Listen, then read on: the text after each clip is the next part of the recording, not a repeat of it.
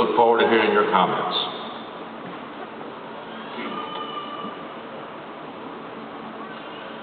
Let me first explain why I'm seated.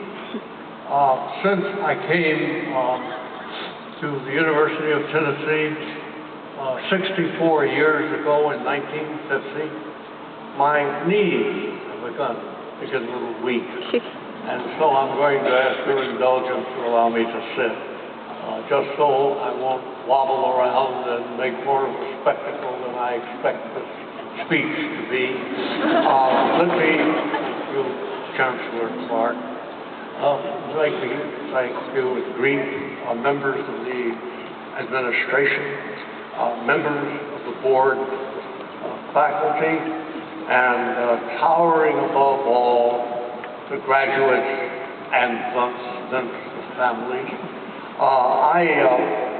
As your commencement speaker, I'm going not to be quite as brief as Salvador Dali, who gave the shortest speech in the world on history. He said, "I will be so brief, I have already finished," and then he left. And then he sat down. He was a perfect commencement speaker. I am not. I tried to tailor an address to you even shorter, but it turns out to be mathematically impossible. And I'll be brief, I promise, so that we can get on to the real core of the important purpose, hereby formally recognized by this great university.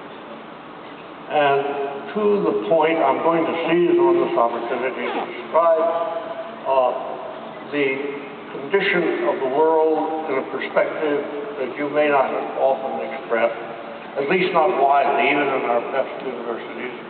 It is that the 21st century is going to be known in world history as the century of the environment.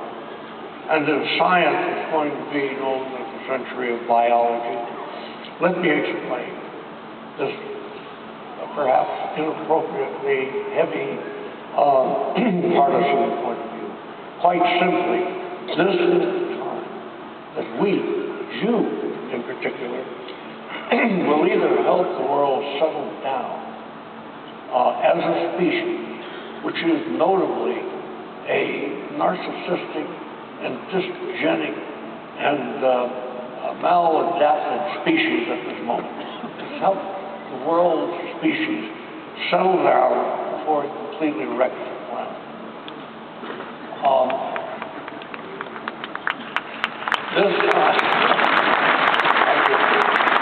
is the time that in order to do so, we need to evolve a better world order than we have now.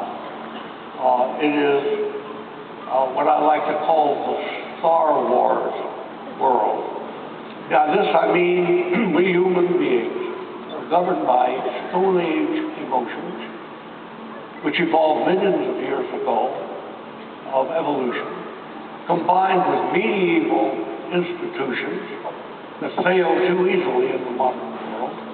And finally, we have a godlike technology. Now, that's a dangerous combination. We have developed the ability as well to destroy most of the rest of life, which we have cheerfully begun to do, and with it ourselves. And today we are very far from a solution. We remain that dysfunctional species we were centuries ago with the beginning of civilization. At the base of the problem are three mostly unanswered fundamental questions of religion, philosophy, and science. And they are, and I'm sure many of you have pondered them in different courses and in different times of discussion. They are, where do we come from, what are we, and where are we going as a species? Where is humanity destined to go? You've dealt with aspects of these questions, it's true, but everywhere our best thinkers remain confounded by them. It's still the case, as the French writer Jean Bruyère put it during the dark 1930s on the brink of World War. He said, "For then as well as now, all of mankind's problems due to the fact that we do not know what we are and we cannot agree on what to become. In one area in particular, the environment has to decide what to become and where we are going, and that is especially true for the way we relate ourselves to the rest of life, and we must do this through. And here's the problem. The world is fortunately, as you know, beginning to turn green, at least the shade pastel green. But I'd like to call your attention to an imbalance in the way we are turning green. The emphasis today is on the physical environment. That is on climate change, pollution, decline of freshwater and arable land, and the depletion of irreplaceable natural resources. Yes, you all know about that. Well and good that we should focus on those matters. But there has been proportionately much less attention paid to the living part of the environment, especially the diversity of life, biodiversity, which is the totality of ecosystems like ponds and forests, coral reefs. The species, then, also, of plants, animals, and microorganisms that compose each of these ecosystems, the genes that describe the traits of those species that compose each of the ecosystems. That great hierarchy and resource, the living part of Earth's environment, has taken 3.5 billion years to emerge. Our lives depend on it because we are first, above all, a biological species living in a biological world. Our relation to it can be put in a nutshell as follows. Scientists have found that the biosphere, that razor-thin membrane plastered onto the surface of the Earth, can be richer than ever before conceived. And let me point out just a local example. You may not know that the Great Smokies Mountain National Park is the first park in the world in history to undertake a complete census of all of the forms of life found within it. And I wish I had the time to get guesses from you, but how many species have they found in that one park? 18,000. How many do they estimate is actually there when they finally get to the bottom of the biodiversity of this park? 60 to 70,000, many of which are still unknown to scientists. Scientists have found that rich biosphere, so powerful for so long, is being eroded at an accelerated extent. We estimate that the rate of extinction, species, kinds of organisms, is 1,000 times now higher than it was before humanity entered the scene, and if unabated, half the species on Earth are going to be extinct or on the brink of extinction by the end of this century, by a time that, well, I hope with miracles of medicine, most of all of you will still be here. That's so much. It's going of loss of life is going to inflict a heavy price on you, heavier and heavier, and future generations in wealth, security, and spirit. On the other hand, if the problem is solved, the benefits in wealth, security, and spirit will be immeasurable. So please pay attention to this great problem.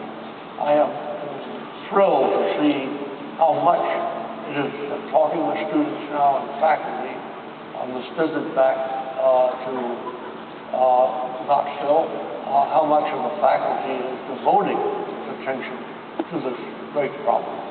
Now, just a personal advice to part with you.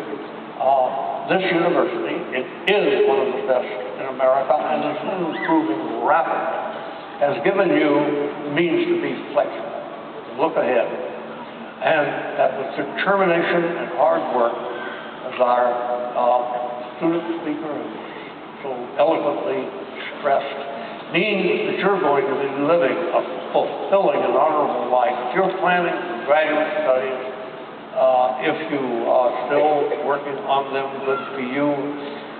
If you have opted out of advanced studies, then think about that. Consider trying it and finding out, or at least continue studying on your own, equivalent to graduate studies in particular fields, because we need as many determined, increasingly well-educated citizens in this faltering country of ours as we can get.